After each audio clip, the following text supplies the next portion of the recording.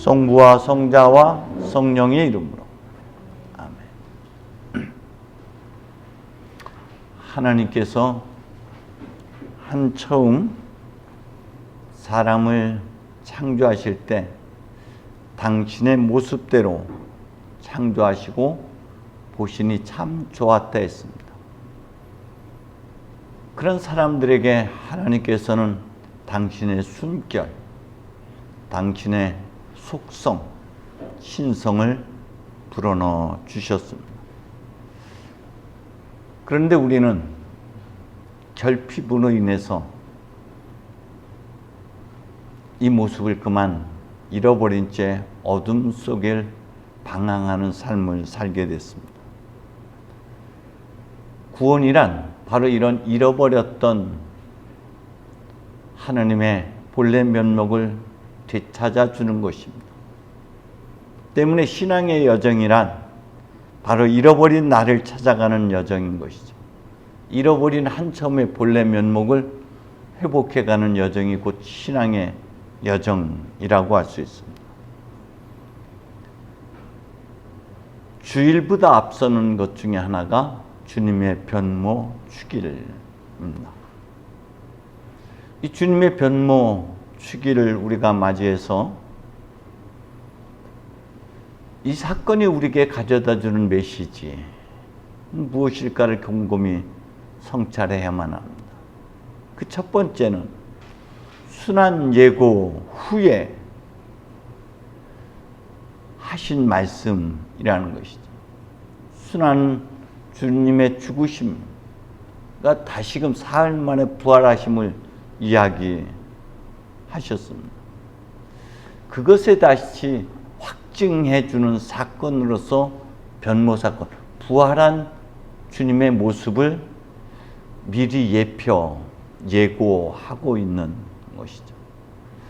이 예고는 우리에게 삶의 여정에서 겪게 되는 모든 시련과 고난과 죽음이라는 이 아픔들은 결코 끝이 아니라 새로운 시작이라는 것, 새로운 창조의 사건이라는 것을 암시하고 있는 것이죠.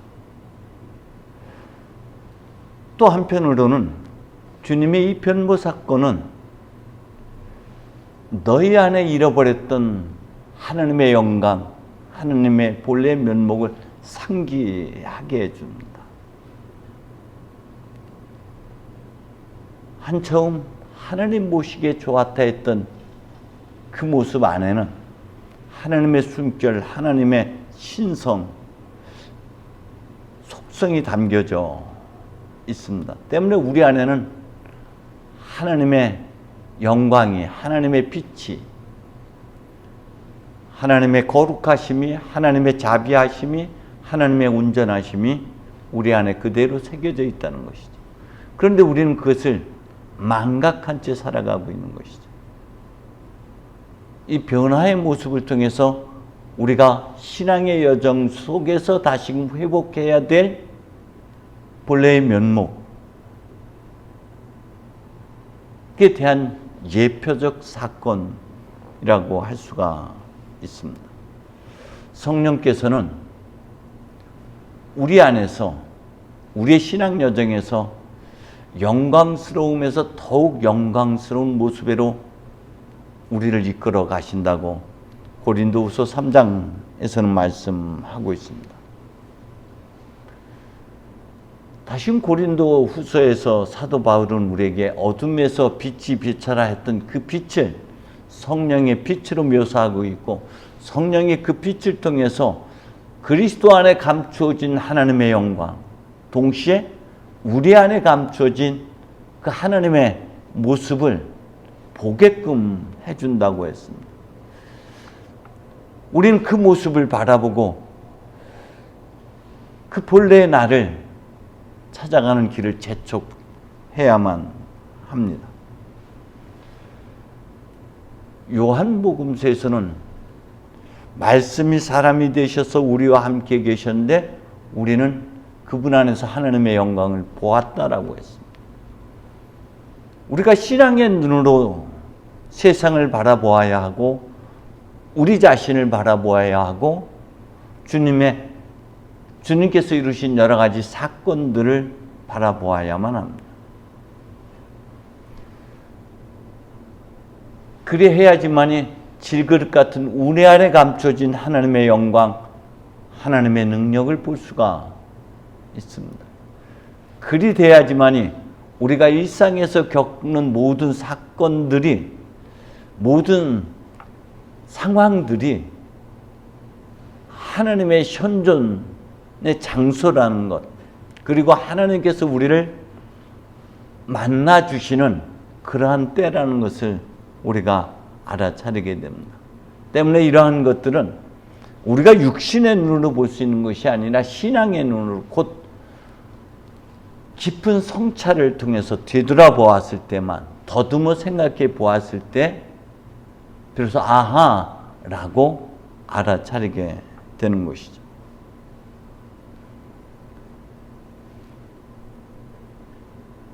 주님은 그날이 오면이라는 말씀을 우리에게 해주셨습니다.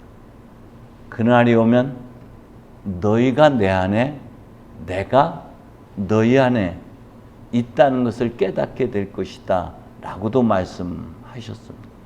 그렇습니다. 주님은 밖에 계시지 않고 우리 안에, 우리의 몸을 입고 계십니다.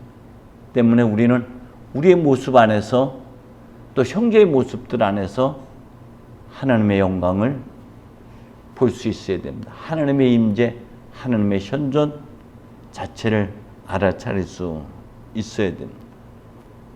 그것은 우리가 갖고 있는 생각으로부터 떠나야지만이, 그래서 하나님의 말씀으로 우리가 돌아가서 생각으로 사는 것이 아니라 말씀에 따라 순종하며 살아갈 때만 비로소 보이게 되고 깨닫게 되고 알아차리게 되는 것이죠. 어쨌건 신앙이라는 것은 변화의 여정입니다. 그것도 세상의 변화를 우리가 기대하고 살아가지만 세상의 변화에 앞서서 우리 자신의 변화입니다. 끊임없이 우리는 변화의 여정을 밟아갑니다. 그런데 그 변화의 시점이 어디냐? 고난의 자리라는 것이죠.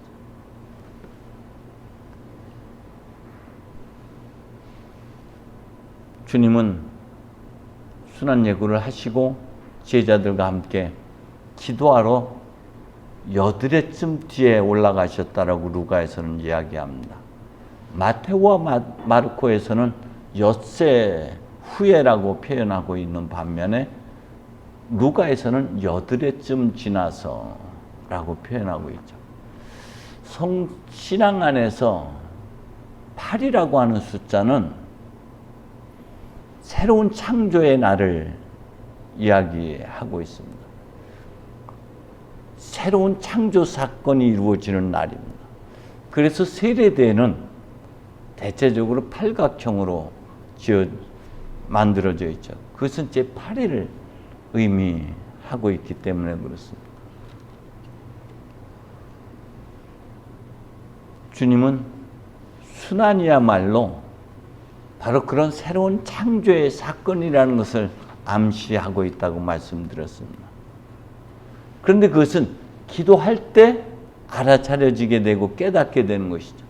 우리가 수많은 창조 사건을 경험합니다. 수없이 많은 사건, 사고를 경험하면서 살아가지만 그것이 우리의 성숙의 디딤돌로 작용하기보다는 때때로는 우리로 하여금 성장의 장애 요인들로 작용이 되죠. 우리의 발목을 잡고 있고 우리로 하여금 좀 더 거룩함으로 사랑으로 나아가는데 발목을 잡고 있습니다. 그런데 기도를 통해서만이 그 사건들이 하나님께서 허락된 사건이라는 것, 마치 욥의 고난조차도 하나님과 더욱 친밀하게 하기 위한 사건으로 허락해 주셨던 것처럼 우리에게 일어나는 그 어떤 사건, 사고도 하나님의 허락 없이 일어난 것은 없다. 그것은 참새 한 마리도 하나님의 허락 없이는 결코 죽는 일이 없다고 말씀하신 바를 우리가 기억한다면은 우리의 일상에서 일어나는 것은 결코 무의미한 사건은 아니라는 것입니다. 하나님의 영향력 아래서 일어나는 것이죠. 그런데 이것이 디딤돌로 작용하기 위해서는 깊은 성찰의 기도, 침묵의 기도, 곧 골방으로 들어갈 때만 우리가 비로소 알아차릴 수가 있습니다. 골방으로 들어간다는 것은 말씀을 가지고 들어간다는 것이에요. 우리의 생각의 깊이로 들어가는 것이 아니라 동굴 속으로 들어가는 것이 아니라 말씀을 간직하고 하나님과 마주하는 그런 시간. 마치 모세가 하나님과 직면하기 위해서 높은 산에 올랐던 것처럼, 그리고 40자를 주님과 하나님과 대화하는 동안에 그의 모습이 변화되었던 것처럼 우리도 기도를 통해서만이 이 변화의 여정을 경험하게 되고요. 주님조차도 기도할 때 그의 모습이 변했다라고 표현하고 있습니다. 하얗게 변했다라는 그의 용모만이 아니라 그의 옷까지도 겉던 마전장이도 시기할 수 없을 정도로 빛났다라고 표현되는 것은 단순한 외적인 변화를 의미하고 있는 것이 아니라 그의 성품, 그의 인격의 변화를 의미하는 것이죠. 그리스도의 변화는 다시금 내려놓았던 신성을 회복한 사건이라면 우리에게 있어서의 변화는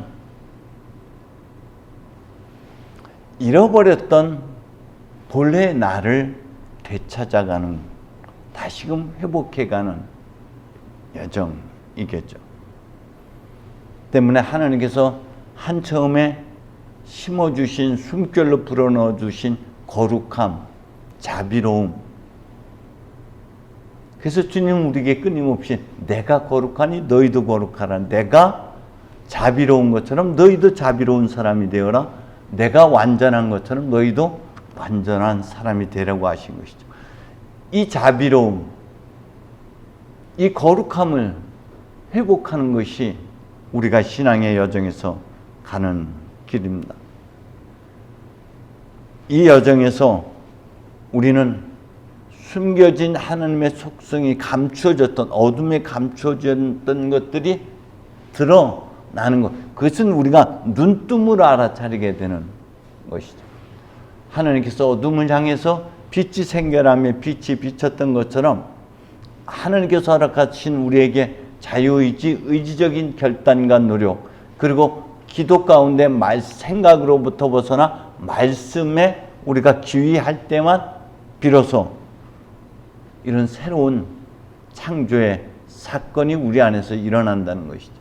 하나님께서 허락된 이스라엘 백성들에게 40년의 고난이 새로운 창조, 곧 빵이 아닌 말씀으로 살아가는 존재로 빚어내는 사건이었듯이 우리도 시련과 연단의 사건을 통해서 우리가 또 다른 모습으로 하나님의 거룩함으로, 자비로움으로, 사랑스러운 모습으로 용서를 행하는 사람으로 거듭 태어나는 것이 우리의 변화인 것입니다.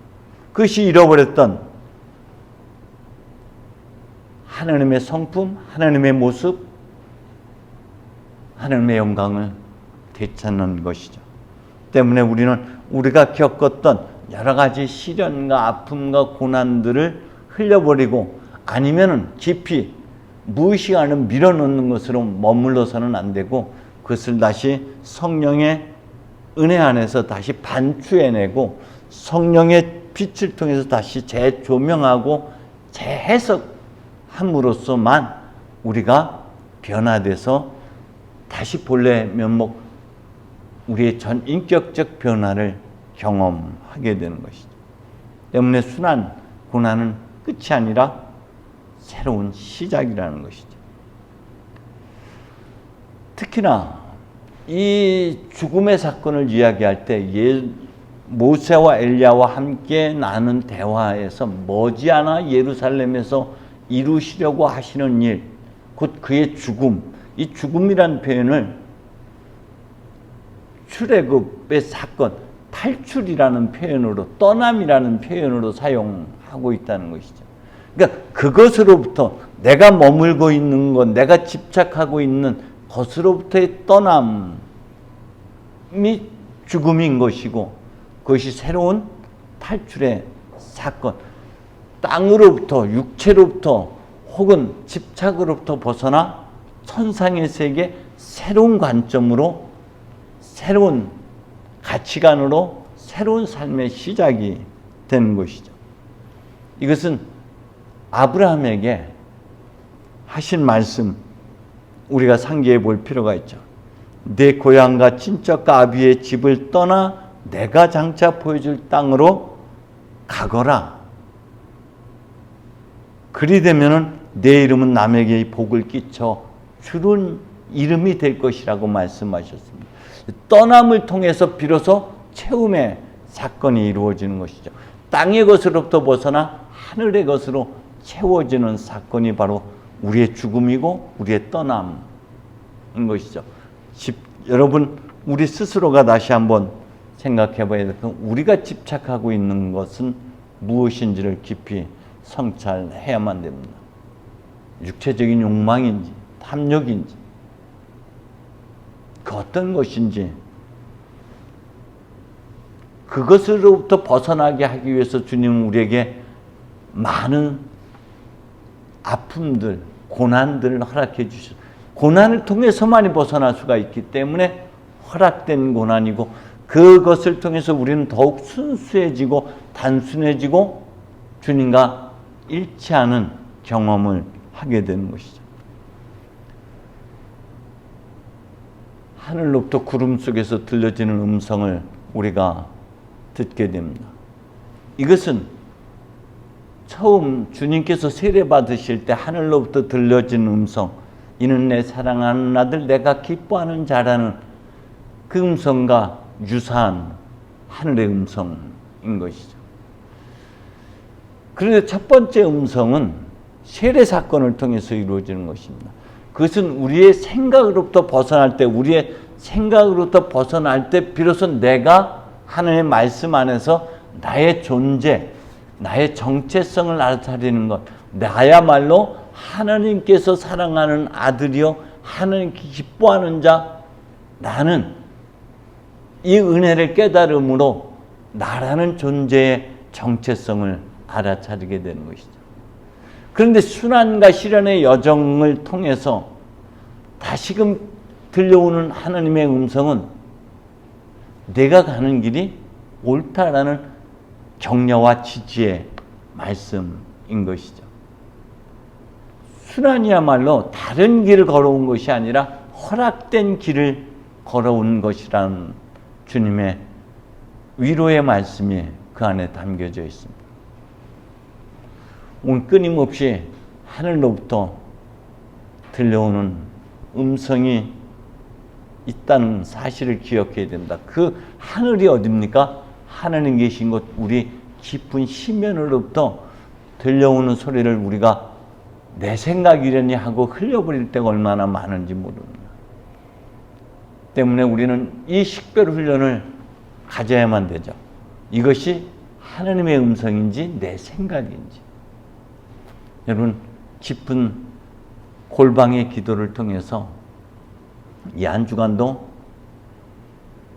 하나님께서 내게 허락된 여러 가지 고난의 사건들이 나에게 어떤 의미를 갖고 있는지, 내게 왜 이런 고난과 순환을 허락하셨는지를 성찰할 때 우리 또 잃어버렸던 한 처음의 모습, 하나님의 영광, 본래 면목을 되찾는 그런 귀한 시간들이 될 줄로 믿습니다. 성부와 성자와 성령의 이름으로.